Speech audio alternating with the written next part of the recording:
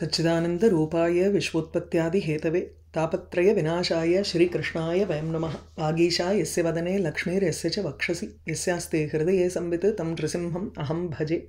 जन्माद्यस्य यतोऽन्वयादितरतश्चार्थेष्वभिज्ञस्वराट् तेने ब्रह्महृदाय आदिकवये मुह्यन्ति यत्सूरयः। तेजो वारिमृदां यथा विनिमयो यत्र त्रिसर्गो मृषा धाम्ना स्वेन सदा निरस्तकुहकं सत्यं परं धीमहि।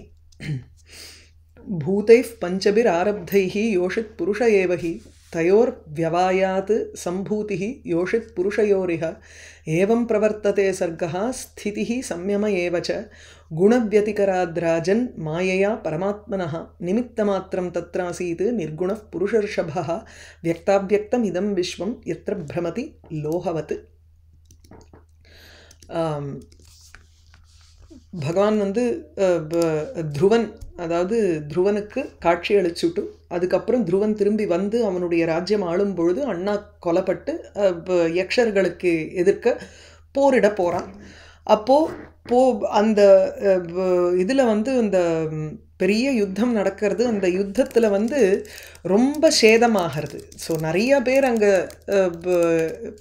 தப்பே பண்ணாதவா, அபராதமே பண்ணாதவாள்லாம் அங்கே அழியறதை பார்த்துட்டு மனு வந்து துருவனுக்கு அட்வைஸ் பண்ணுறார். அப்போது அந்த இடத்துல வந்து அட்வைஸ் பண்ணுறது எப்படின்னா, ஒரு சமத்துவம்ங்கிறது தேவை. எந்த இடத்துலையுமே நீ வந்து இப்போ ரிவெஞ்சு தேடுறதுல பிரயோஜனமே கிடையாது. ஏன்னா அந்த இடத்துல வந்து பூதங்கள் எல்லாமே ஒன்றா தான் இருக்குது. மனசுன்னு எடுத்து அந்த ஆத்மான்னு எடுத்துட்டோம்னா எல்லாமே பகவானிடத்துலேருந்து வந்த ஆத்மா தான். வெளியில் இருக்கக்கூடிய ஸ்தூல சரீரத்தை பார்த்தோம்னா அதுவும் பஞ்சபூதங்கள்னால ஆன ஒரு சரீரம் தான். இதில் வந்து யோசித்து புருஷன்னு சும்மா ஒரு நாமம் மாத்திரம்தான் வித்தியாசப்படுறதே தவிர, இப்போ வாஸ்தவத்தில் உங்களுக்கு வந்து ஃபிசிக்கல் சரீரத்திலேயோ இல்லை ஆத்மஸ்வரூபத்தை பார்க்கும் பொழுதோ வித்தியாசமே கிடையாது. அவரவருடைய கர்மாக்கு ஏற்ற மாதிரி அந்த குணங்களினுடைய வியதிகரத்துக்கு ஏற்ற மாதிரி அவாவா மாறுறாளே தவிர இதில் வந்து நீ வாஸ்தவமாக வித்தியாசப்படணும், வித்தியாசமாக பார்க்கணுங்கிற அவசியமே கிடையாது. எதுக்காக நீ இந்த ஒரு தப்பான காரியத்தில் இறங்குற அப்படிங்கிற மாதிரி கேட்குறார். அதில் வந்து கடைசியில் சொல்லும் பொழுது முடிக்கிறச்சே நிமித்த மாத்திரம் தத்திர ஆசீத்து நிர்குணா புருஷர்ஷபா. அந்த புருஷர்ஷபா நிர்குணா புருஷர்ஷபா எப்படி பகவான் வந்து உங்களுக்கு ஒரு அயஸ்காந்தம் மாதிரி நடுவில் அப்படியே நின்றுருக்கார் சாட்சிபூதமாக. அவருக்கு ஒரு குணமும் கிடையாது. அவரை சுற்றி இந்த மாயையினால் 3 குணங்கள் சத்வரஜஸ்தமோ ஆத்மகமான இந்த பூதராசிகள்லாம் அவரை சுற்றி அப்படியே சுத்தின்னு இருக்கு அப்படின்னு. எப்படி அந்த அயஸ்காந்தோபலம் அப்படின்னு இப்போ சிவானந்த லஹரியில் சொன்ன மாதிரி இங்கேயும் வந்து அவர் சொல்கிறார் லோகவத்து அப்படின்னு சொல்லி. எப்படி ஒரு மேக்னெட் அட்ராக்ட் ஆகுமோ அங்கோலம் நிஜபீஜ சந்ததிர அயஸ்காந்தோபலம், அது மாதிரி அங்கோலம்ங்கிற ஒரு அந்த மரத்திலேருந்து பீஜம் வந்து தானாக சுருண்டு அது போய் அந்த மரத்தில் போய் ஒட்டின்றுமா. அதே போல் எப்படி வந்து லோகம்ங்கிறது போய் அயஸ்காந்த மேக்னெட்டோட போய் ஒட்டின்றுமோ அயன், அந்த மாதிரி இந்த வியக்தம் அவ்யக்த ரூபமாக இருக்கக்கூடிய இந்த உலகம் பூரா அந்த பரமாத்மாவை சுற்றி தானே இருந்துருக்கு. இது உனக்கு தெரியாதா? 5 வயசுலேயே நீ இதை வந்து கற்றுக்கலையா அப்படிங்கிற மாதிரி மனு ஆரம்பிக்கிறார். சகலு இதம் பகவான் காலசக்தியா குணப்பிரவாகேண விபக்தவீர்யா கரோத்யகர்த்தைவ நிஹந்த்யஹந்தா சேஷ்டா விபூம்னஹ கலு துர்விபாவ்யா. சகல்விதம் பகவான் காலசக்தியா. அந்த நமக்கு அங்கங்கே அந்தந்த இடத்துல நமக்கு மறந்துட போகிறதேங்கிறதுனால ஒவ்வொரு ஸ்கந்தத்துலேயும் நமக்கு அந்த ஸ்கந்தத்துலேயும் அந்த அந்த கிரியேஷன் தத்துவம் எப்படி வந்திருக்கு, எது உண்மையான தத்துவம் அப்படிங்கிறத புரிஞ்சுக்கிறதுக்காக ஒவ்வொரு கதையை சொல்லி சொல்லி கோக்கிறார். இதுதான் நமக்கு வந்து கிரக்ஸ் ஆஃப் பாகவதம். கதைகள் இருக்குது, ஆனால் அந்த கதைகள் எதுக்கு அப்படிங்கிறது வந்து இந்த நடுவில் வர்ற அந்த வேதாந்தம் இருக்கு பாருங்கோ, அதை தான் பிரதானமாக வச்சுட்டு இந்த கதைகளெல்லாம் சேர்த்து அங்கே வந்து நிற்கிறது. அது என்ன? சகலு பகவான், அந்த பகவான் இந்த உலகத்தை காலசக்தியா, காலத்தினுடைய ஒரு சக்தியினால், அதாவது காலம்ங்கிற ஒரு சக்தியை கையில் எடுத்துக்கிறார். விஷ்ணு புராணத்தில் சொன்ன மாதிரி இங்கேயும் சொல்கிறார், காலம்ங்கிறது பகவானுடைய ஒரு ஸ்வரூபமாக இருக்குது. அந்த காலசக்தியை கையில் எடுத்துட்டு குணங்களினுடைய பிரவாகத்தினால அதனுடைய ஒரு க்ஷோபம் ஏற்படுறது. மாயா கையில் இருக்குது, மாயை காலம் ரெண்டுத்தையும் வச்சுட்டு இருக்கிறதுனால அந்த காலத்தினுடைய ஒரு கேட்டலிஸ்ட்னால என்ன ஆகுது, இந்த மாயால இருக்கக்கூடிய 3 குணங்கள் பிரவகிக்கிறது. That is there is a process that happens in those 3 குணஸ். அந்த ப்ராசஸில் என்ன ஆயிடுறது, விபக்த வீரியா, சிருஷ்டி ஸ்திதி முதலியவைகள் அந்த சக்தி அவருக்கு வந்து விபக்தம், அதாவது பிரிஞ்சா மாதிரி ஆகிறது. அதனால அகர்த்தா ஏவ கரோதி, அவர் தானாக கர்த்தாவாக இல்லாட்டாலும் அவர் கரோதி செய்கிறார். அகந்தா நிஹந்தி, பகவான் அங்கே வந்து கொல்றவன் இல்லை, ஆனால் நிஹந்தி கொல்றான். சேஷ்டா, இந்த மாதிரி அவருடைய இந்த காலசக்திங்கிற ஒரு சேஷ்டா ஒரு செயல் இருக்கே, அது வந்து துர்விபாவ்யா. இதை வந்து நம்மளால் பிரித்து அறிஞ்சிக்க முடியாது. அதாவது it is very difficult to think about. விபாவ்யம்னாலே இது என்ன மாதிரி இருக்க முடியும், எவ்வளோ வாட்ஸு, என்ன பவர், இந்த மாதிரிலாம் யோசிக்க முடியாது நம்மளால். அப்படிங்கிற அதுக்கு ஸ்ரீதர சுவாமியினுடைய அவதாரிக்கையிலேருந்து பார்த்துன்னு வருவோம். நனு சஹா சேத்து நிமித்தம், பகவான் தான் நிமித்தம்னு இருக்கும் பொழுது, தர்ஹி தஸ்ய அவிசேஷாத்து யுகபதேவ சர்க்காதி த்ரயம் பவேத்.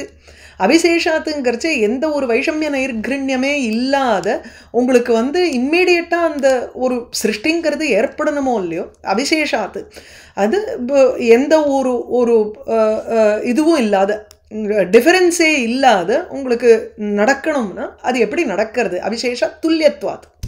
பிகாஸ் அவருடைய ஒரு ஒரு சக்தி வந்து அவரே தான் எல்லா இடத்துலையும் அந்தராத்மாவாக இருக்கிறதுனால தஸ்ய அவிசேஷாத்து is not different at all.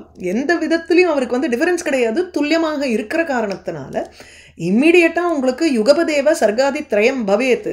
உடனேயே இப்போ ஈஸ்வரன் எடுக்கிறச்சு அதில் வந்து பிரம்மா விஷ்ணு சிவன் 3 பேருக்கும் உங்களுக்கு வந்து வித்தியாசமே கிடையாதுன்னு இருக்கோ இல்லையோ, எல்லாருக்குமே அந்த மாயாசக்திங்கிறது இருக்கிறச்சு. துல்லியமாக இருக்கிறதுனால 3மே ஒரே சமயத்தில் பண்ணிட்டு போட்டோமே. பிரம்மாவும் இருக்கார், சிவனும் இருக்கார், விஷ்ணுவும் இருக்கார். இவர் மாட்டுக்கு சிருஷ்டி பண்ணிட்டு இருக்கட்டும், இவர் மாட்டுக்கு சம்மாரம் பண்ணிட்டு இருக்கட்டும், இவர் மாட்டுக்கு பாலனம் பண்ணிட்டு இருக்கட்டுமேனு நடந்தா அது சரிப்பட்டு வராது. அதனால தான் காலசக்திங்கிற ஒரு ரூபத்தை கையில் எடுத்துட்டு இருக்கார். சஹா பகவான் இந்த காலசக்தியாங்கிறச்சே கிரமேணங்கிற. அதனால தான் கிரமமாக எந்தெந்த ஒரு சமயத்தில் எதாவது நடையில்லைன்னா ரொம்ப குழப்பத்தில் இருந்துட்டு இருப்போமோ இல்லையோ. அது ஒரு ஒரு ஏற்கனவே கன்ஃபியூஸ்டு ஸ்டேட்டில் எல்லாரும் இந்த உலகத்தில் இருந்துட்டு இருக்கோம். இதில் வேற எப்போ வேணாலும் சர்க்கம், எப்போ வேணாலும் ஒரு இது நடந்துட்டு இருந்ததுன்னா, ஒரு ஒரு ஆர்டரே இல்லாத இருந்ததுன்னா நமக்கு வந்து இன்னும் கன்ஃபியூஷன் ஜாஸ்தியாகிடாதா ஜீவனுக்கு. அதனால் கிரமேணன்னுட்டு ஒரு காலசக்தியை கையில் வச்சுண்டு குணானாம் பிரவாகேன, குணங்களினுடைய ஒரு பிரவாகத்தினால அந்த குணங்கள்ங்கிறச்சே மாயையில் இருக்கக்கூடிய பலவிதமான அந்த சத்வ ரஜஸ் தமஸ் முதலிய 3 குணங்கள் இதை தான் வந்து உபாதான காரணமாக ஆறுது. அதை வச்சுண்டு அதனால் விபக்தம், விபக்தம்ங்கிறச்சு இங்கே கீழே போட்டிருக்கார், ஸ்வஸ்மாத்து விபக்தி கிருத்தம். பகவான் தான் எல்லாமே, ஆனால் அவரிடத்திலேருந்து பிரித்து வரா மாதிரி சில விஷயங்கள் இந்த உலகத்தில் ஒவ்வொரு சக்தியை கொண்டதாக இருக்குது. ஜீவசக்தி மாயாசக்தின்னுட்டு பிரிஞ்சு அதிலேருந்து வரா மாதிரி இருக்குது. அத்வைத தத்துவத்தில் தோற்றம்னு நடுவோம், அது இன்னும் அந்த இடத்துல இல்லை. இப்போ சத்திக்கு எல்லாமே எப்படி இருக்குங்கிறத வந்து மனு துருவனுக்கு சொல்ல வேண்டிய கட்டாயம். அதனால அவர் சொல்கிறார். ஸோ காலசக்தியினால் குணங்களினுடைய பிரவாகத்தினால குணங்களினுடைய ஒரு க்ஷோபா, அது ஒரு அஜிடேஷன் ஏற்படுறது. அதனால் என்ன ஆகுது, இப்போது விபக்தம் சிருஷ்டியாதி விஷயம் வீரியம் சக்தி. விபக்த வீரியங்கிறச்சு அவரிடத்தில் இருக்கக்கூடிய சிருஷ்டி சக்தி, பாலன சக்தி, சம்ஹார சக்தின்னு முதல்ல பிரியறது 3ஆக. அப்போது இன் எசன்ஸ் இட் பிகம்ஸ் டிஃப்ரெண்ட். ஏன்னா என்னதான் ஜீவன் ஒன்றுன்னு நம்ம ஒரு புரிஞ்சுக்கிறதுக்கு சொல்கிறேன். எலக்ட்ரிசிட்டி ஒன்றா இருந்தால் கூட நமக்கு வந்து லைட்டில் வரக்கூடிய எலக்ட்ரிசிட்டி, பல்பில் வரக்கூடிய எலக்ட்ரிசிட்டி உங்களுக்கு லைட்டு தான் காமிக்கும். ஃபேனில் வரக்கூடிய எலக்ட்ரிசிட்டி உங்களுக்கு வந்து காற்றை தான் கொடுக்கும். அப்படி பிரிச்சுண்டு விடுறதா இல்லையா? ஏன்னா அந்தந்த ரெசிப்டிக்கல் வேறு, எந்தெந்த உபாதியோ அந்தந்த உபாதிக்கு ஏற்ற மாதிரி அதனுடைய ஃபங்க்ஷனிங் மாறுறது உங்களுக்கு. அது எதனால் ஏற்படுறது, அந்த குணத்தினுடைய ஒரு ஆதிக்கம் எது மேலோங்கி இருக்குது, எது குறைவாக இருக்குது, அந்த குணங்களினுடைய ஒரு ஒரு டிஃபரன்சஸ்னால உபாதி டிஃப்ரெண்ட் ஆகிறது. அதனால் அதிலேருந்து வரக்கூடிய காரியங்கள் டிஃப்ரெண்ட் ஆகுது. அதனால விபக்த வீரியா, இப்படி அவருடைய வீரியம் சக்தியானது பிரிக்கப்பட்டு நனு காலஹா அப்படி குணான் யுகபத்தேவ க்ஷோபயது அப்படிங்கிறச்சு இல்லை. இது வந்து இந்த இது விபக்த வீரியா சன்னு அகர்த்தா ஏவ கரோத்தின்னு இருக்கு. இவர் செய்யல, அதாவது இவர் செய்யலைங்கிறச்சு காரியம் செய்யற மாதிரி இருந்தா கூட, அதாவது பிரம்மா சிருஷ்டிக்கிறார்னா சிருஷ்டிக்கு ஏற்ற ஒரு ஒரு புண்ணியபாப பலன் அவருக்கு உண்டா கிடையாதா? கர்த்தா கர்த்தான்னுட்டு ஒரு அகம் கர்த்தாங்கிற ஒரு பாவனை இருந்தாதானே அவருக்கு வந்து அந்த அந்த கர்த்தத்துவம்ங்கிறது ஒட்டிண்டாதான் அதுக்குண்டான புண்ணியபாப பலன்கள் அவருக்கு வரும். ஆகையினால சகா அகர்த்தா, எதையுமே செய்யாதவராக இருந்தாலும் ஆர் கரோதி, செய்பவன் போல் தோற்றமளிக்கிறார். அவ்வளவுதான். எதனால? காலசக்தியினால. அதே போல அகந்தா, அகந்தாங்கிறச்சு பகவான் கொல்லலை, அதாவது கொல்றதுங்கிறது இங்கே நேர டைரக்டாக கொல்றதுன்னு எடுக்காத ஒடுக்கும் செயல், அதாவது சம்ஹார செயல்.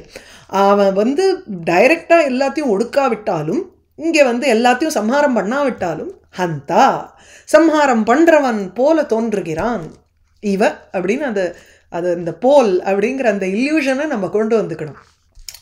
இப்போ காலமும் குணான் யுகபதேவ க்ஷோபயது, எதுக்கு காலத்துக்கு இந்த இல்லை எல்லாமே ஒரே சமயத்தில் நடந்துட்டு போகட்டுமே, இல்லை காலம்ங்கிற ஒரு சக்தியை கையில் வச்சுட்டு இருக்கார், அதனால கிரமேண தான் நடக்கும் அப்படின்னு சொல்கிறச்சே, காலம் கையில் இருந்தால் கூட எல்லாம் ஒரே சமயத்தில் நடக்கலாமோ இல்லையோ, ஏன் நடக்கலைன்னு கேள்வி கேட்டுக்கிறார் ஸ்ரீதர சுவாமி. அதாவது குணானே யுகபதேவ க்ஷோபேது, எல்லாமே ஒரே சமயத்தில் நடந்துட்டு போட்டோமேன்னு அதெல்லாம் அந்த இடத்துல வந்து உடனே நிறுத்திடுவார். இதெல்லாம் நம்ம புத்திக்கு எட்டாத விஷயம், எதுக்கு இதை போய் நம்ம அனலைஸ் பண்ணிட்டு இருக்கணும்? அதுவும் ஓரளவுக்கு நம்ம புரிஞ்சுக்க ட்ரை பண்ணலாம், அதை தாண்டி நம்ம வந்து புரிஞ்சுக்க ட்ரை பண்ணோம்னா it becomes very difficult. Because இது வந்து வாச்சாம அகோச்சரம், மனசா அகோச்சரம். அதை போய் எவ்வளவு தூரம் வார்த்தையில் நம்ம சொல்ல முடியுமோ அவ்வளவு தூரம் ட்ரை பண்ணுறோம், ரொம்ப முடியாது. அதாவது ரொம்ப அப்புறம் டெக்னிக்கலாக போயிடும், இல்லை ரொம்ப அனுபவமாக வரணும் அப்படின்னு விடுவோம். ஸோ இது இட் இஸ் டிஃபிக். அதனால்தான் விபூம்னஹா சேஷ்டா பூமா அப்படின்னா பகுத்துவம், ஏராளத்தனத்தை கொண்டவர் இல்லையா? அதனால் பகவான் வந்து எல்லாத்தினுடைய ஒரு மேக்ஸ், சூப்பர் மேக்ஸ் லெவல் அவர் தான். எந்த ஒரு விஷயத்தை எடுத்துட்டாலும் அதுக்கு வந்து மேக்சிமம் லெவல் பகவான். அப்போ விபூம்னஹா அப்படி இருக்கக்கூடிய பரமாத்மாவின் சேஷ்டா, அவருடைய செயல், செயலுங்கிறது இங்கே காலசக்தி ரூபமாக இருக்கக்கூடிய அவருடைய செயல். ஸோ அது துர்விபாவ்யா கலு, இன்னதுன்னு நம்மளால யோசிக்கவே முடியாதோ இல்லையோ. சிந்தியா விபாவ்யா அப்படின்னா துர்விபாவ்யாங்கிறச்சு it is very difficult to even think about it, நம்ம கான்செப்டுக்கே கொண்டு வர முடியாது. சகலு இதம் பகவான் காலசக்தியா குணப்பிரவாகேண விபக்த வீரியா கரோத்யகர்த்தைவ நிஹந்த்யஹந்தா சேஷ்டா விபூம்ன கலு துர்விபாவ்யா.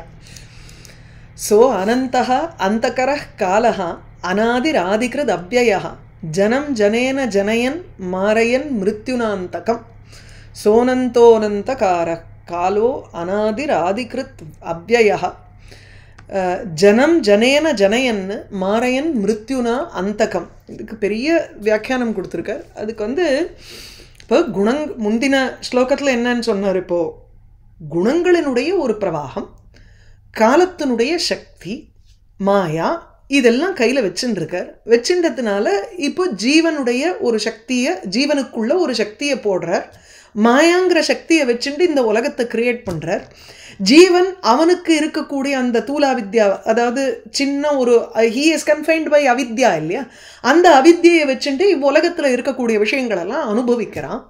அப்போது யார் இந்த உலகத்தில் நம்ம திருஷ்டியிலேருந்து, நம்ம பெர்ஸ்பெக்டிவ்லேருந்து நமக்கு என்ன தோன்றதுன்னா, இந்த உலகத்தில் வந்து அப்பா அம்மாங்கிறவா கிரியேட் பண்ணுறா, அப்பாங்கிறவர் அம்மாங்கிறவா ப்ரொடெக்ட் பண்ணுறா, அதுக்கப்புறம் வந்து இந்த திருடன் கொலகாரன் இந்த மாதிரி இவெல்லாம் வந்து வெட்டுறா, கொல்றா, இல்லை சாதாரண ஒரு டெத்துங்கிறது ஏற்படுறது, தேகபாத்தம்ங்கிறது நம்மளுடைய ஒரு லைஃபினுடைய ஒரு போக்குனால தேகபாத்தம்ங்கிறது ஏற்படுறது. இதில் எங்கேருந்து பகவான் வந்தார்? அவருடைய ஒர்க் என்ன இங்க? அவர் தான் சிருஜதி பாலயதி சம்ஹரதி இப்படின்னு சொல்றதுல எப்படி அவரை நீ இங்கே கொண்டு வந்த? What I am seeing is, இந்த யக்ஷன் எங்கள் அப்பா எங்கள் அண்ணாவை வந்து உற்பத்தி செய்தார், சிருஷ்டி காரணமாக இருந்தால் அம்மாவும் அப்பாவும், அதை வந்து இவன் கொன்னா. இப்படி தானே நம்ம பார்க்குறோம் உலகத்தில். அதுக்கு சொல்கிறார் இங்கே. ஸோ நனு பித்ராதிகி சிருஜதி பாலயதி, அப்பா முதலியவர்கள் தான் சிருஷ்டி செய்யறா, பாலயதி ப்ரொடெக்ட் பண்ணுறா. ராஜாதிகி நிஹந்திச்ச சோராதிகி, அப்போ இல்லைன்னா ராஜா வந்து பரிபாலனம் பண்ணுறார் பிரஜைகளை, அதே ராஜா தண்டனை பண்ணுறான். எது இவன்லாம் திருடனோ இல்லை கொலகாரனோ யாரோ இருக்கா கொள்ளை அடிக்கிறவன், இவனுங்கள்லாம் வந்து நிகந்தி கொல்றார், ராஜா தண்டனை கொடுத்து கொல்றார். நது ஈஸ்வரஹா, இந்த இடத்துல ஈஸ்வரனுக்கு என்ன வேலை அப்படின்னு இப்போ கேள்வியை எழுப்பிண்டு அதுக்கு பதில் சொல்றார்.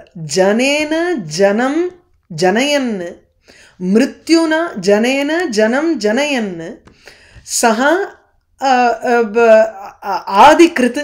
இது அன்வயம் வந்து கொஞ்சம் வியாக்கியானம் வச்சுட்டு தான் நம்ம அன்வயம் பண்ண வேண்டியிருக்கு. இல்லைன்னா கொஞ்சம் ரொம்ப எல்லாமே வந்து அட்ஜெக்டிவ்ஸாக இருக்கிற மாதிரி இருந்துகிட்டே இருக்கும். கோக்கிறதுல தான் இருக்கு இது.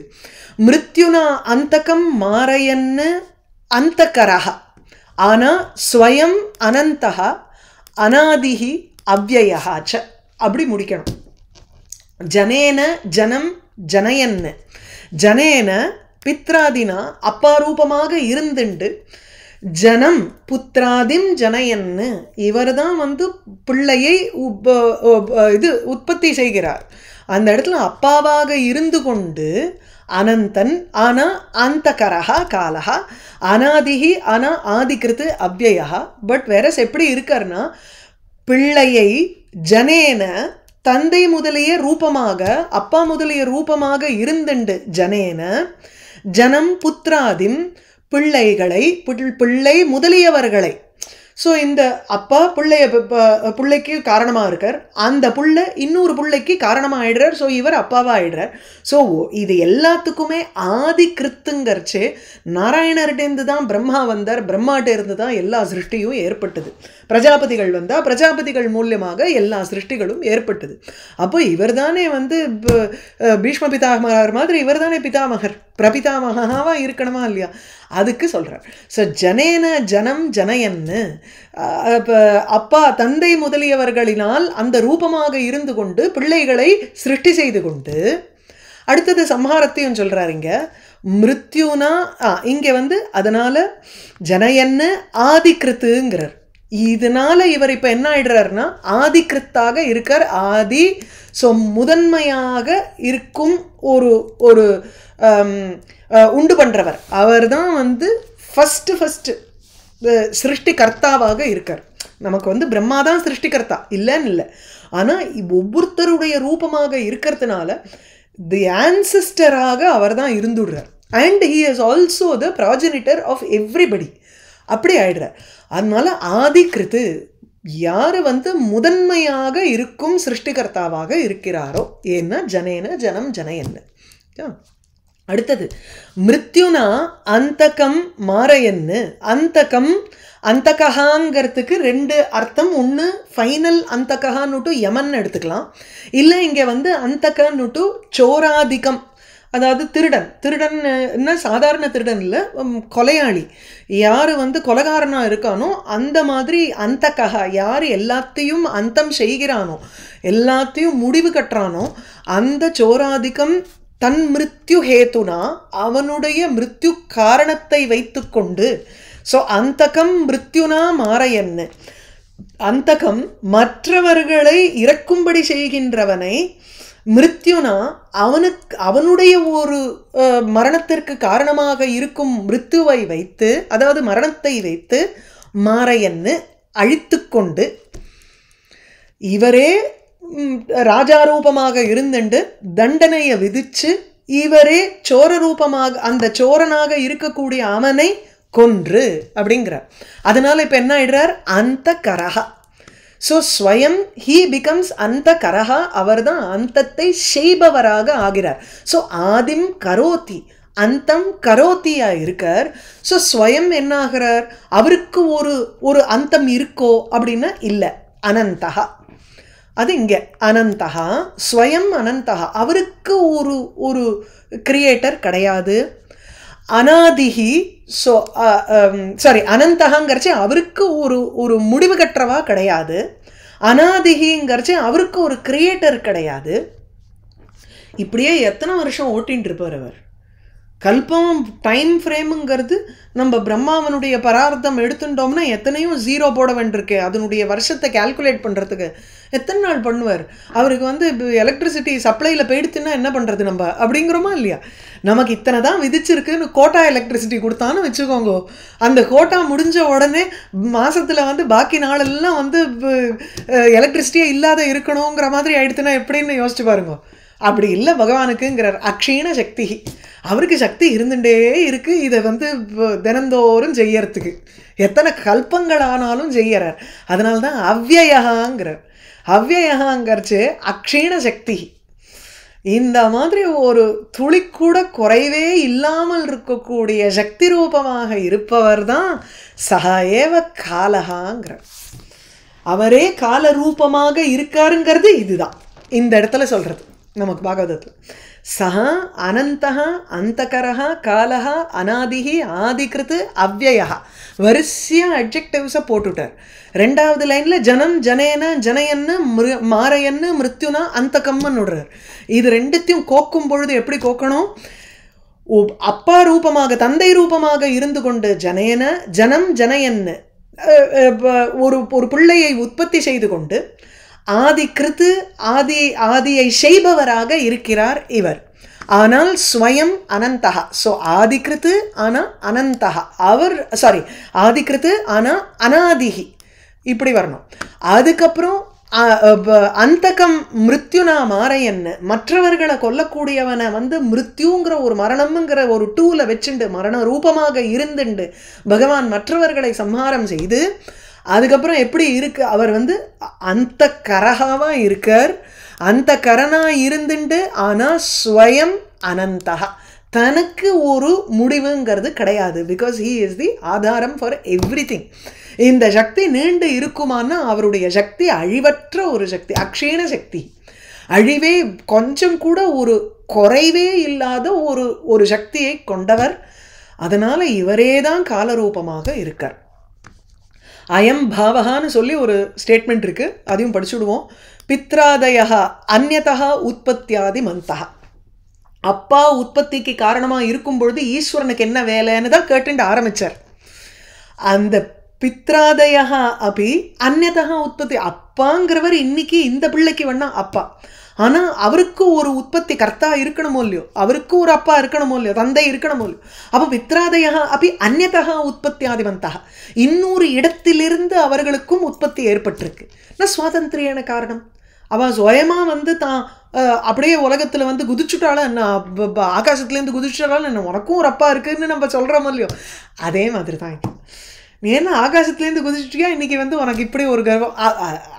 அது வந்து இட் ஜஸ்ட் ஷோஸ் தட் அந்த ஸ்டேட்மெண்ட் நம்ம ரெகுலராக யூஸ் பண்ணுவோம், திட்டுறச்சேயோ இல்லை ஒரு பாயிண்ட் எடுத்து சொல்கிறச்சேயோ. அதுக்கு என்ன அர்த்தம்னா, உனக்கும் ஒரு ஆதி கர்த்தாங்கிறவர் உற்பத்தி செய்தவர் ஒருத்தர் இருந்தார். யாருமே வந்து அப்படியே they have not manifested in this world out of no reason. ஏதோ ஒரு ரீசனை வச்சுட்டு தானே ஒவ்வொருத்தரும் வந்திருக்கா. அந்த ரீசனை மனசில் நினச்சிக்கணுமா இல்லையா? அப்போ தான் நமக்கும் ஒரு ஹியூமிலிட்டி வருங்கிறதுக்காக. கிந்து ஈஸ்வரஹா ஏவ தன்னியந்தா, அந்த ஈஸ்வரன் தான் எல்லாத்துக்கும் ஒரு உந்துகோலாக இருந்துண்டு அவர் தான் சர்வ காரணமாக இருக்காருங்கிறது இதனால் எஸ்டாப்ளிஷ் ஆகுதுங்கிற. எல்லாத்துக்கும் காரணமாக இருக்கிறவர் அதாவது அழியும் பொழுது தன்னுடைய காரணத்தில் போய் அது வந்து நின்றுடும். இப்போ ஒரு பெரிய துணி இருக்குது, அந்த துணி வீணா போயிடுத்துங்கிறோம், ரொம்ப பழசாக போயிடுத்துங்கிறச்சு அது என்ன ஆகுது, நூலாக வருதுங்கிறோம். நூலுங்கிறது காரணம், துணிங்கிறது காரியம். அந்த காரியம் அழியும் பொழுது திருப்பி தன்னுடைய காரணத்திலேயே வந்துடுறது, நூலாகவே மாறிடுறது. அதே போல் பகவானிடத்திலிருந்தே வந்த இவ்வுலகம் அழிவு நேரத்தில் எங்கே வந்து அது முடியும்னா பகவான் ரூபமாகவே வந்து முடியாது. அதனால் சர்வகாரண பூதம் பகவான். ஸோ அனந்தகா அந்தகரஹா காலோ அநாதிஹி ஆதிகிருத்து அவ்யயா. ஜனம் ஜனேன ஜனயன்னு மாரயன் மிருத்யுனா அந்தகம் நவை ஸ்வபக்ஷோ அஸ்ய விபக்ஷ ஏவ வா பரஸ்ய மிருத்யோர் விஷத சமம் பிரஜாः தம் தாவமானம் அனுதாவந்தி அனீஷாः யதா ரஜாம்சி அனிலம் பூதசங்காः. இந்த மாதிரி செய்யறச்சு அவருக்கு வந்து ஒரு பார்ஷியாலிட்டி வந்துவிடாது. இவனை வேணா சிருஷ்டி பண்ணலாமா, இல்லை இவனை கொஞ்சம் குறைவாக சிருஷ்டி பண்ணி விடலாமே அப்படின்னு அவருக்கு வந்து ஒரு பார்ஷியாலிட்டி வந்தாலும் வரலாமோ இல்லையோ, அதுக்கு வந்து பிரசக்தியே இல்லைங்க. நச்ச ஏவம் குர்வதா, இந்த மாதிரி செய்யக்கூடிய பரமாத்மாவுக்கு ஈஸ்வரனுக்கு வைஷமிய பிரசக்தி விஷமாத்தா அப்படின்னா ஒரு இது பார்ஷியாலிட்டி அந்த இடத்துல இப்போ என்னமோ ஒரு விஷமத்துவம் வரலாமோ இல்லையோ, ஒரே மாதிரி இல்லாமல் there can be a difference in his creation இல்லையா. அப்படிங்கும் பொழுது பக்ஷபாத அபாவாத்துங்கிற அவருக்கு வந்து there is no partiality for him, so there can never be a difference in the creation. அதுதான் வைஷமியம்ங்கிறது வர்றதுக்கு சான்ஸே கிடையாது. ஏன்னா அவருக்கு பக்ஷபாதம் இருந்தால் தானே வைஷமியம். இவாளுக்கு 4 கொடுத்தேன் இவனுக்கு 2 கொடுத்தேன்னு சொல்கிறதுக்கு. அதனால் இது துவாபியாம் 2 ஸ்லோகத்தில் இதை சொல்கிறார். ஸோ முதல்ல வந்து டிஸ்கிரிமினேஷனுங்கிறதே கிடையாது, ஏன்னா ஃபேவரட்டிசம் கிடையாது. அதுதான் மிருத்யு ரூபஸ்ய சமம் யதா பவதி சாரி நவை ஸ்வபக்ஷः அஸ்ய விபக்ஷः ஏவ வா ஏன்னா பரஸ்ய மிருத்யோஹோ விஷதः சமம் பிரஜாः.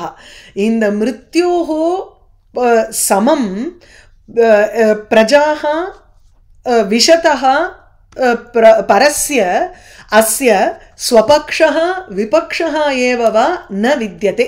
இப்படி அன்வயம் ஃபஸ்ட்டு லைனை. அது மிருத்யுவோட கூட மிருத்யோஹோ சமம் பிரஜாகா எல்லா மக்களுமே உங்களுக்கு வந்து மரணத்தோட கூட நுழைகிறார்கள். அதாவது மிருத்யோ இல்லைன்னா மிருத்யுங்கிறத வந்து நம்ம பகவானுக்கு அட்ஜெக்டிவாக எடுத்துக்கலாம். ஸோ பிரஜாகா பிரஜைகளோட சமம் ஒரே மாதிரி விஷதா பிரஜைகளிடத்துல ஒரே மாதிரி இருக்கக்கூடிய பகவான்.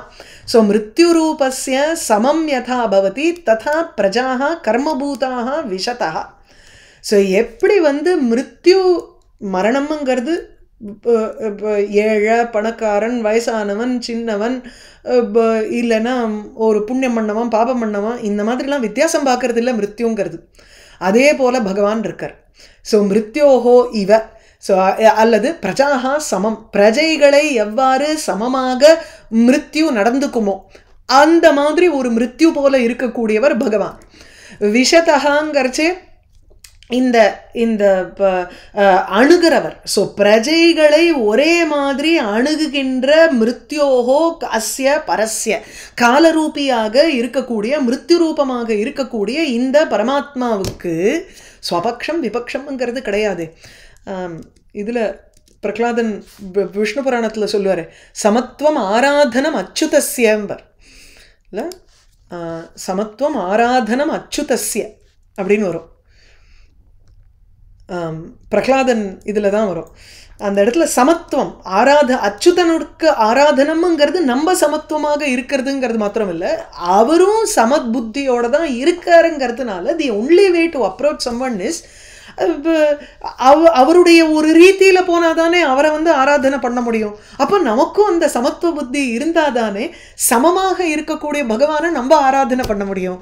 அதுக்கு சொல்கிறேன். ஸோ பிரஜாகா சமம் விஷதா பிரஜைகளிடத்தில் ஒரே மாதிரி சமமாக நடுநிலையாக பகவான் வந்து அப்ரோச் பண்ணுறதுனால விஷதா அப்படி இருக்கக்கூடிய விஷதகாங்கிறது பகவானுக்கு அட்ஜெக்டிவ். இங்கே விஷதகா அப்படியே செல்கின்றவராக அதாவது நடந்து கொள்கிறவராக இருக்கும் மிருத்யோகோ காலரூபியான அஸ்ய பரஸ்ய இந்த பரமாத்மாவுக்கு ஸ்வபக்ஷம் விபக்ஷம் ஸ்வபக்ஷனா தன்னை சேர்ந்தவன் விபக்ஷனா எதிராளி அப்படிங்கிற ஒரு விஷயமே அவருக்கு கிடையாது இல்லையோ. ஏன்னா கர்மபலனுக்கு ஏற்ற மாதிரி தான் அவர் கொடுக்க போகிறார். அதில் ஒன்றும் வித்தியாசம் பார்க்க போகிறதில்ல. அவரவருடைய கர்ம வசாத்து பல வைஷமியம் இருக்கலாமே தவிர பகவானுடைய நடத்தையில் ஒன்றும் வித்தியாசம் கிடையாது, ஒரே மாதிரி தான் இருக்குங்கிற அந்த தஸ்ய சாமியே அப்படி பூதேஷு பல வைஷமியம் தத் கர்மவசாத்து இது ச திருஷ்டாந்தம் ஆக. அவரவருடைய கர்மவசத்துக்கு ஏற்ற மாதிரி நமக்கு வந்து மாறப்போகிறதே தவிர இதெல்லாம் வந்து பகவானுடைய ஒரு விஷயத்தினால இல்லை. கர்ம அதீனா ஏவ தம் தாவமானம் அனுதாவந்தி அனீஷாக. அனீஷாகங்கிறச்சு கர்ம அதீனாகங்கிற இந்த பூதசங்காக பூத கூட்டங்கள் இருக்கே, பூதராசிகள் எல்லாமே தாவந்தம் தம் பகவான் மாட்டுக்கு போயின்னு இருக்கார். அதை தொடர்ந்து அனீஷாக கர்மாவுக்கு அதீனமாக இருந்து கொண்டு மற்ற பூத சங்கங்கள் எல்லாமே பிராணிகள் எல்லாமே அவரை தாவமானம் தம் அனுதாவந்தி, ஓடுகின்ற அந்த பரமாத்மாவை அனுசரித்து இவைகளும் ஓடுகின்றன. எப்படி அந்த மேக்னெட் வந்து ஒரு பேப்பர் கடியில் வச்சுட்டு நம்ம வந்து மேக்னெட்டை சுத்தின்ண்டே இருந்தோம்னா மேலே இருக்கிற ஆணியும் சுத்தின்ண்டே இருக்கா இல்லையா, அந்த மாதிரி இங்கே இருக்கக்கூடிய இதெல்லாம் ஏன்னா கர்மவசாத்து அந்த புல் இருக்கே, அந்த force of that magnetic force is your karma here. எதனால் இந்த பூதராசிகள்லாம் சுத்தின்னு இருக்கு, அது அந்த மேக்னெட்டிக் ஃபோர்ஸ் கர்மாவனால் அப்படியே இழுக்கப்பட்டு ஜந்துக்கள் எல்லாம் சுத்தின்னு இருக்கா. ஸோ தன்னதீனம் இல்லை எதுவுமே இங்கே. They are not in control of themselves.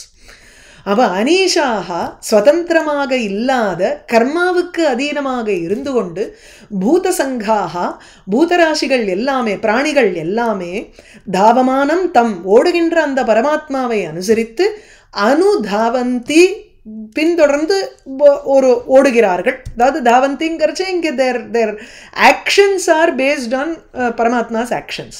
இதுக்கு அட்ஜெக்டிவ் கொடுக்குறாருங்க. உதாரணம் என்னன்னா ரஜாம்சி அனிலம் யதா.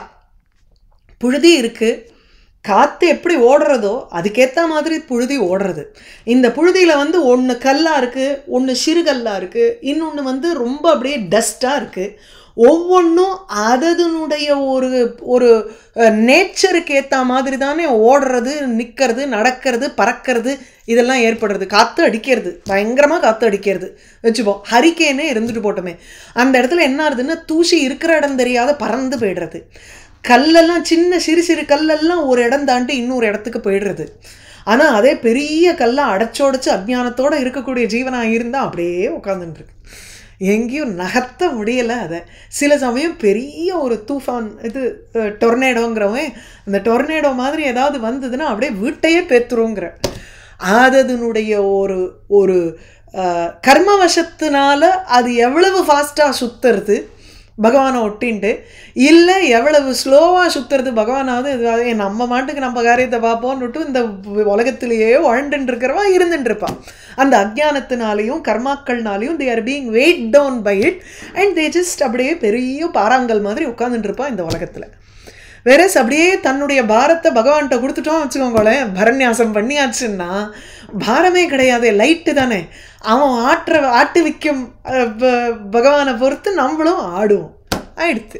அப்படி ஒரு எக்ஸாம்பிளை சொல்கிறார். ரஜாம்சி அனிலம் யதாங்கிறார்.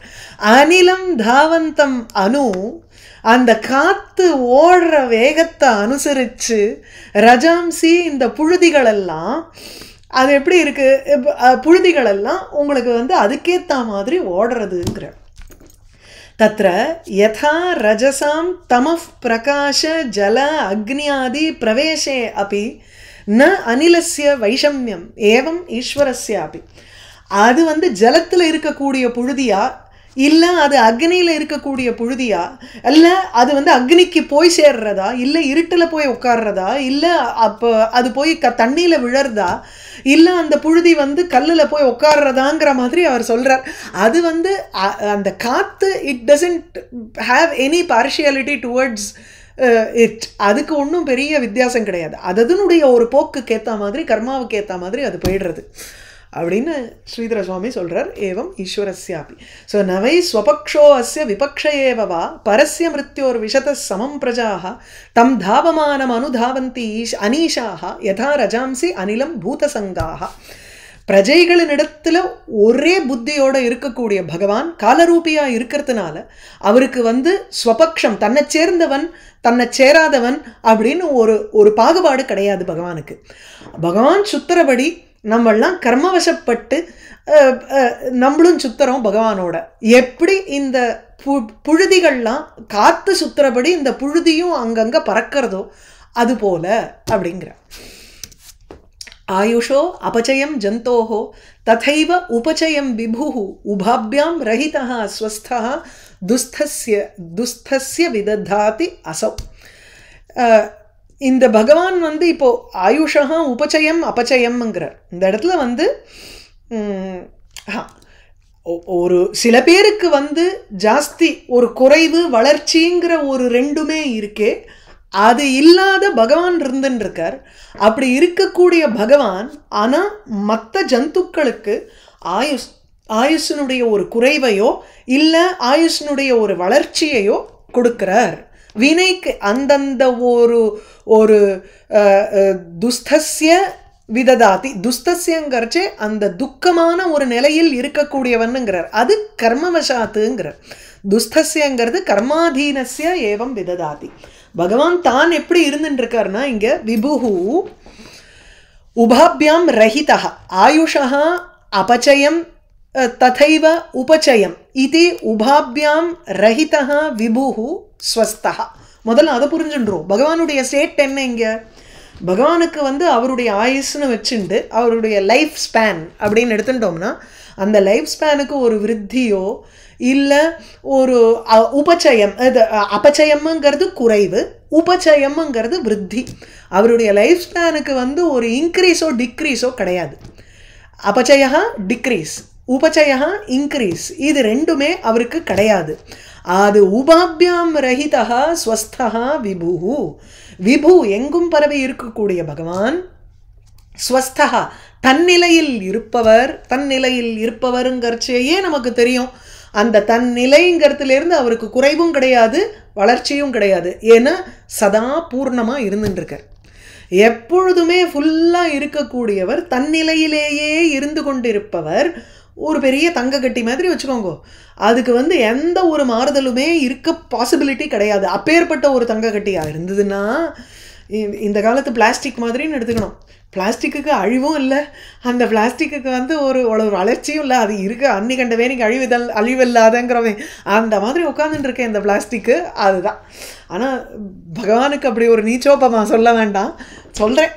விபுஹு ஸ்வஸ்தகாங்கிறச்சு எந்த ஒரு மாறுதலுமே இல்லாமல் தன்னுடைய நிலையிலேயே இருக்கக்கூடியவருங்கிறதுனால ஸ்வஸ்தகா இது காரணாத்து ஸ்வஸ்தத்வாத் உபச்சய அபச்சயாபியாம் ரஹிதா. உபச்சய அபச்சய டிக்ரீஸ், உபச்சய இது இன்க்ரீஸ் ரெண்டுமே இல்லை பகவான் இடத்துல. ஆனால் அதே குவாலிட்டிஸை அவர் மற்றவாளுக்கு கொடுக்குறார், மற்ற ஜந்துக்களுக்கு. அயம் அசௌ இப்பேற்பட்ட பகவான் துஸ்தஸ்ய ஜந்தோஹோ, துஸ்தஸ்ய கர்மாவுக்கு அதீனமாக இருக்கக்கூடிய ஜந்துக்களுக்கு ஆயுஷா அபச்சயம், அவர்களுடைய ஆயுளுக்கு ஒரு குறைவையும், ஆயுஷா ததைவ உபச்சயம் அந்த ஆயுளுக்கு ஒரு விருத்தியையும் விததாதி கொடுக்கிறார். அதை அனுகிரகம் செய்கிறார். இதை வந்து எப்படி ஸ்ரீதர சுவாமி சொல்கிறார்னா, அபச்சயம்ங்கிறது அகால மிருத்யு, உபச்சயம்ங்கிறது காலமிருத்யோஹோ அப்படி ரக்ஷாம். இதை இல்லைன்னா அபச்சயம்ங்கிறது மசகாதௌ, உபச்சயம் தேவாதௌ. இப்படி ரெண்டு பாசிபிலிட்டிஸை கொடுக்குறார். அது என்னன்னா, இப்போ பூமியில் இருக்கக்கூடிய ஜந்துவை எடுத்துட்டோம்னா ஆயுள்ளனுடைய ஒரு குறைவுங்கிறது எப்படி ஏற்படுறது?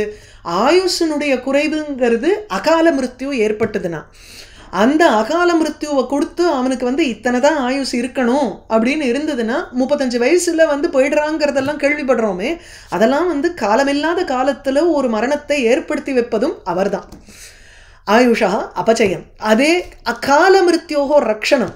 இவருக்கு வந்து 100 வயசு வரைக்கும் இருக்கணும்னு போட்டிருந்தாருன்னா அதை ரக்ஷணை பண்ணணுமா இல்லையா, அதை வந்து ப்ரொடெக்ட் பண்ணணுமா இல்லையா?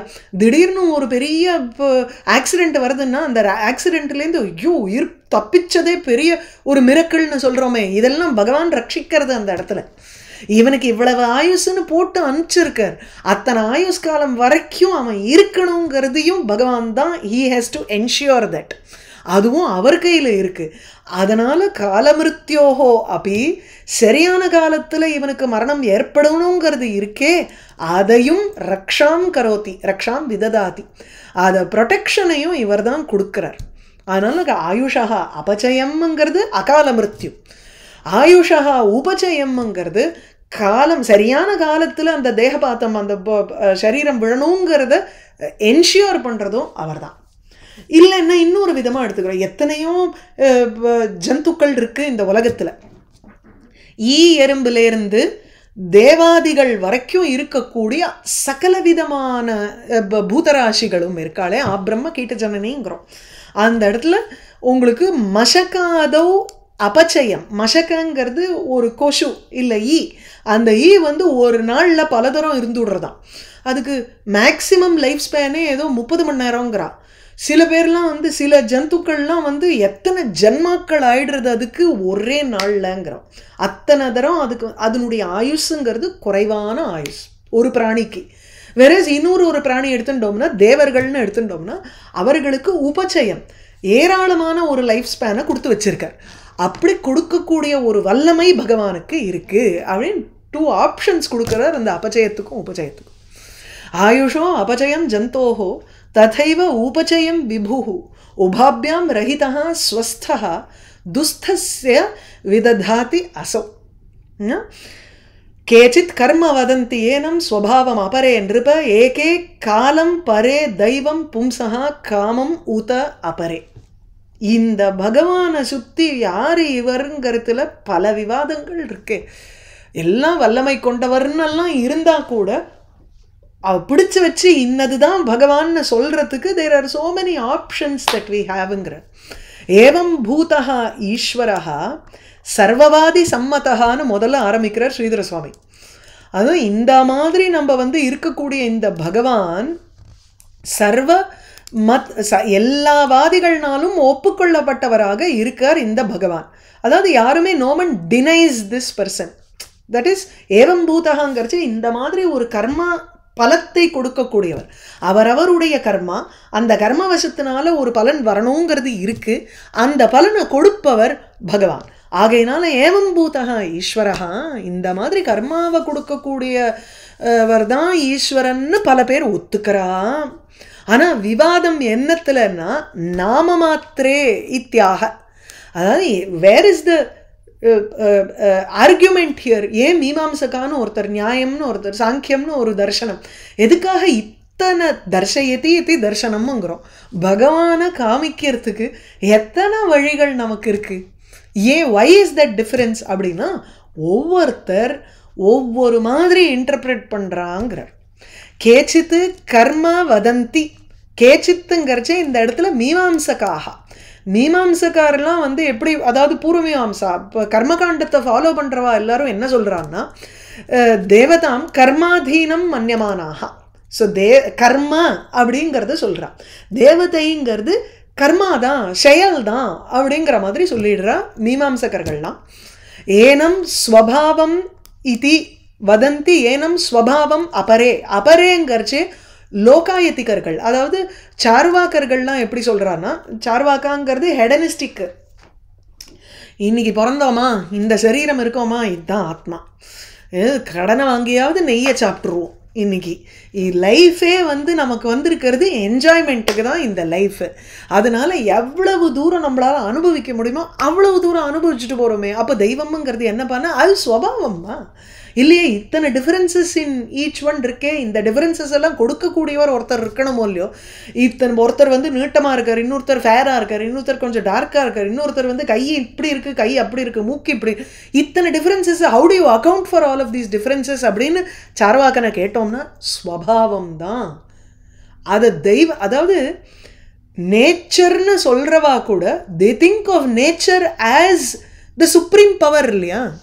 நீங்கள் தெய்வம், ஈஸ்வரன், பகவான், விஷ்ணு, சிவன் ஒத்துக்காட்டா கூட இது அது நேச்சர் படி நடக்கிறதுன்னு சொல்கிறச்சே, அப்போ nature becomes the all powerful there. அதை தானே அப்போ நம்ம நாமன் கிளேச்சரில் தானே டிஃப்ரென்ஸு, பெயரில் தானே அங்கே டிஃப்ரென்ஸ் ஆகிடுறது. அப்போ சார்வாக்கன் சொல்கிற ஸ்வபாவம் தான் நான் சொல்கிற தெய்வம். மீமாம்சகன் சொல்லக்கூடிய அந்த கர்மா, நம்ம கர்மகாண்டத்தில் கர்மாவை செஞ்சுட்டே இருக்கணும், யாகங்கள் பண்ணணும், நித்திய கர்மா பண்ணணும், நைமித்திக கர்மா பண்ணணும், அதுதான் தெய்வம்னு, அதுதான் ஆல் பவர்ஃபுல்னு நினைக்கிறா, அதுதான் நமக்கு வேணுங்கிற விஷயத்த கொடுக்கும்னு சொல்கிறா. அப்போது அதுதானே ஆல் பவர்ஃபுல் நான் சொல்கிற தெய்வம். அப்படி ஆயிடுறது. ஒத்தொத்தர் ஒரு மாதிரி ஒரு பெயரை இடுறாங்கிற. ஸோ அபரே ஸ்வபாவம் ஏனம். ஏனம் இந்த பகவானை சில பேர் வந்து ஸ்வபாவம்னு சொல்றா. ஏகே காலம், சில பேர், அதாவது ஏகேங்கிறது காலத்தை உபாசனை செய்பவர்கள், காலம்தான் அப்படின்னு சில பேர் சொல்கிறா. Time is the constant, time is the all powerful thing அப்படின்லாம் நமக்கு வர்றது என்ன, இந்த காலம்தான் நமக்கு வந்து முக்கியமான தெய்வம் அப்படின்னு சில பேர் சொல்கிறா. பரே தெய்வம்ங்கிறா. இந்த தெய்வம்ங்கிறது என்னன்னா ஜோதிஷால சொல்கிறார். ஜோதிர்விதா தெய்வம் அப்படின்னா கிரகாதி தெய்வம். தெய்வம்ங்கிறது ஃபேட்டுங்கிறது கிரகங்கள், கிரக சஞ்சாரங்கள், என்னென்னலாம் பிளானட்ஸ் இருக்கோ அதுதான் நமக்கு நம்மளை ஆட்டி வைக்கும் விஷயம். அதனால உடனே ஜாதகத்தை தூக்கின்னு இருக்கிறவா எல்லாரும் இருக்கா பாருங்கோ, அதில் அந்த 9 கிரகங்கள், இத்தனை கட்டங்கள், இந்த 12 கட்டம், 9 கிரகம் 12 கட்டமா, இதனுடைய அமைப்பு தான் நமக்கு ஆல் பவர்ஃபுல் அப்படின்னு விடுறா. ஸோ பரே தெய்வம். பும்சகா காமம் உத அபரே. அபரே இன்னும் சில பேர் வாத்ஸ்யாயனாதயா, அதாவது வாத்ஸ்யாயனருங்கிறவர் காமசாஸ்திரம் எழுதினவர். அவர் என்ன சொல்றாருன்னா பும்சகா காமம் ஏவ ஏனம். மனுஷன் அவனவனுடைய காமத்தை பூர்த்தி பண்றது, அந்த காமம்ங்கிறது தான் ஆசைங்கிறது தான். அதாவது காமம்ங்கிறது இது மன்மதன் அப்படின்னு எடுத்துக்கலாம். ஸோ மன்மத வசப்பட்டு நம்ம என்னென்னலாம் காரியங்கள் பண்ணுறோமோ, அல்லது காமம் சங்கல்பம், ஸ்ருதி வாக்கியம் இருக்கிற மாதிரி காம சங்கல்பா விசிகித்சாங்கிற மாதிரி அந்த இடத்துல காமஹா சங்கல்பம் தான் காமம். ஸோ விச் மீன்ஸ் நம்ம என்ன மனசில் தீர்மானம் பண்ணுறோமோ அதுதான் நமக்கு இட் டைரக்ட்ஸ் அஸ். சில பேர் இன்னைக்கு நம்ம யோசிக்கிறோம் இல்லையா, my choice, I have the choice today, I have the power is within me அப்படிங்கிறோம். அது என்ன, அது நமக்குள்ளே இருக்கக்கூடிய அந்த காமத்தை தான் சொல்கிறது. ஸோ ஸ்ருதியும் சொல்கிறது அதுதான். காமோ அகார்ஷீத்து, காமஹா கரோதி, காமஹா கர்த்தா. இது பண்ணும்பொழுது காமோகார்ஷீத் ஜபம் பண்ணுறச்சே அதுதானே சொல்கிறோம். காமஹா அகார்ஷீத்துன்னு இருக்கு. காமந்தான் செஞ்சது, நான் பண்ணல. அது என்னமோ அப்படி மனசில் நமக்கு வந்து போட்டுக்கிறோம். காமஹா கரோதி, காமம்தான் கர்த்தா, காமம் காரயிதா. அந்த காமஹா காரயிதாங்கிறச்சு இந்த மனசில் தோன்ற அந்த மனோரதம், டிசையர் தான் என்னை தூண்டு வைக்கிறது அப்படின்னு சொல்லி காமம் பும்சகா காமம் உத அபரே. இப்படி பல பேர் ஒவ்வொன்றாக பகவானை பார்க்கிறார். அதுக்கு வேற வேற பேரை கொடுத்து உட்காத்தி வைக்கிறான். ஆனால் பகவான் தான் இயக்குபவர், டைரக்டர் அவர் தான் இங்கே இல்லையா. ஸோ கேச்சித் கர்ம வதந்தி ஏனம் ஸ்வபாவம் அபரே என்றுப்ப ஏகே காலம் பரே தெய்வம் பும்சகா காமம் உத அபரே. வாகீஷா எஸ்ய வதனே லக்ஷ்மீர் எஸ்ய ச வக்ஷசி எஸ்யாஸ்தே ஹிருதயே சம்வித் தம் நிருசிம்ஹம் அஹம் பஜே. சரியா? ಧನ್ಯವಾದಗಳು. ಓಕೆ, ನಮಸ್ಕಾರ ಪಾಪ.